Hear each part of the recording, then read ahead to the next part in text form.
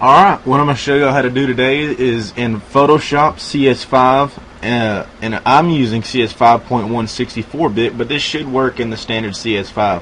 I'm going to show you how to make this caution tape, this caution background, but more importantly I'm going to show you how to put this grungy look on it, where it looks dirty, where it looks like the paint's swapped up. I'm going to try and show y'all, if I got enough time, how to make a little bit of rust on there too. This one is including the rust. It made the picture too complex for YouTube. It didn't look that great blown up. Okay, let's go.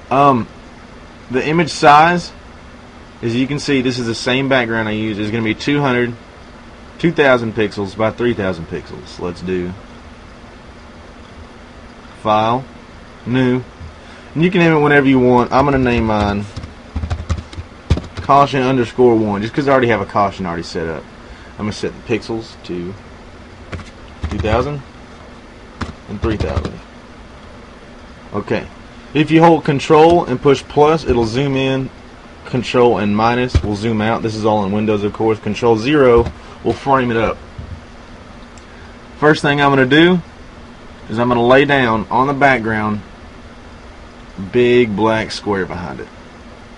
Just cover the whole thing, make it all black. Next thing I'm going to do is I already have my yellow selected. You can pick a fluorescent yellow if you want a fluorescent looking one, if you want it orange, if you want it red. But what I like is I like this almost into the orange region.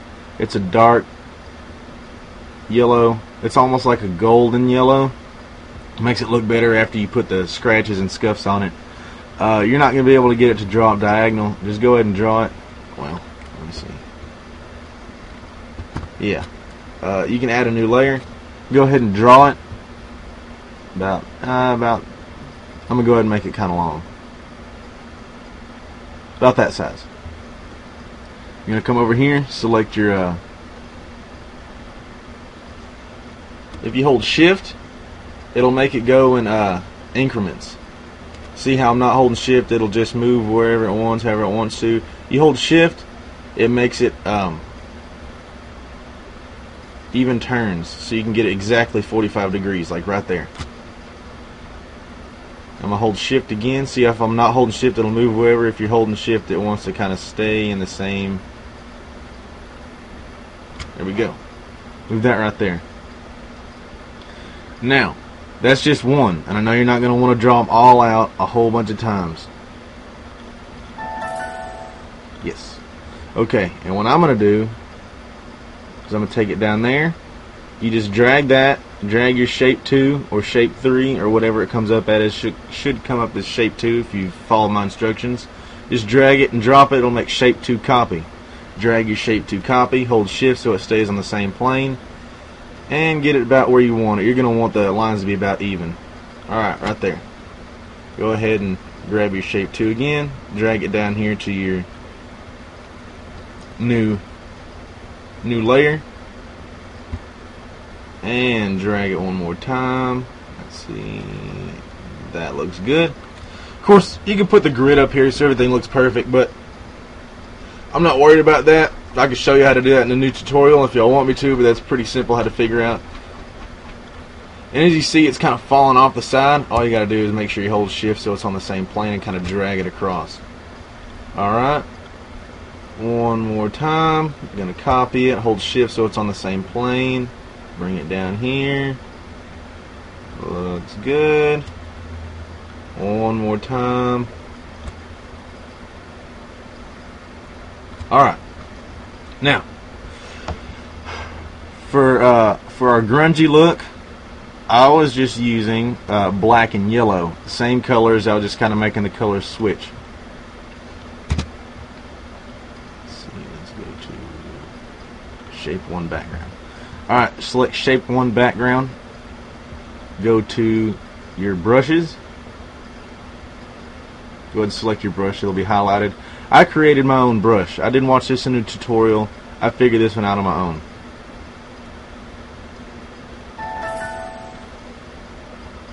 So what I'm going to do is I'm going to push brush, and I'm going to let y'all look at everything. I don't have all the time in the world for this tutorial, so y'all can go ahead and pause it on these screens so you see what I'm doing.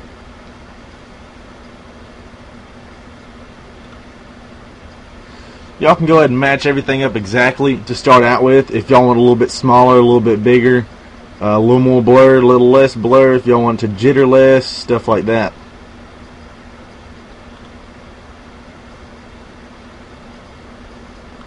And go ahead and check off smoothing. Alright, now I'm going to select mine as yellow because I have my shape 1 selected, which means it should only affect the black background. Go ahead and throw some down there. Just a little. You don't want it to color in.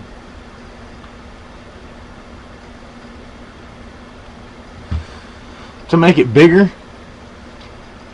you can push the right or left bracket right under the backspace just to the right of the P on your keyboard on a Windows. The left bracket makes it smaller, right bracket makes it bigger. Also, we're not going to use this in this tutorial, but just to let you know, if you push the 1 through 0, 1 is going to be 10% opacity, 6 is 60% opacity, 0 is 100. That's how you change your opacity. Also, the bigger you make it, it's going to want to blur a little bit more. So don't make it too big, but you do want some inconsistency in your sizes and shapes of your yellow stuff. Otherwise, it's just going to look 2D. It's going to look flat. It's not going to look that great. Alright, now put your black on there. Since we got so many shapes, we'll go ahead and push the select again. I'm going to push shape 1. Alright, since it won't let us do it on more than one thing at a time, what we're going to do is we're just going to do it one at a time. And I don't have time for the whole tutorial to show you how to do it, so I'm just going to, let's see, it says this top right one. You're going to add your black. You're going to bring it up a little bit and do a quick streak. If you put a whole bunch of these big ones, it'll make it not look that awesome, I guess is how you'd say. It would make it look all fuzzy, the whole thing. And that wouldn't be good. You want your fine detail in there too.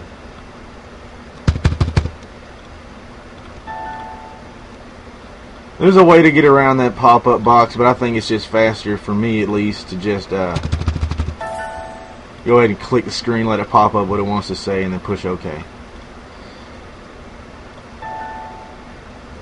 There. That way y'all could read what it says. I already know what it says.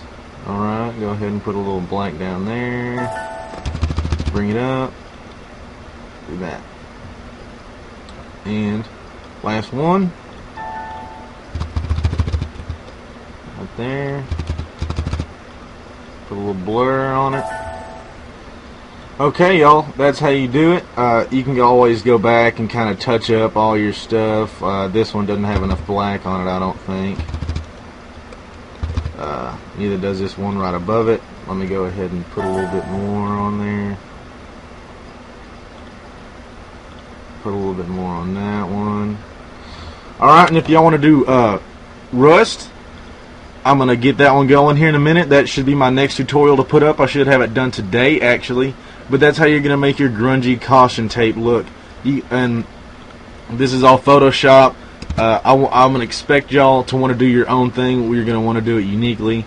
So y'all might want to squish these together a little bit more, or make the stripes a little bit thinner so you got more stripes in here, and maybe just 2 or 3 stripes so it looks like a zoom in or anything like that. Alright, and whenever you're going to save it, I suggest saving as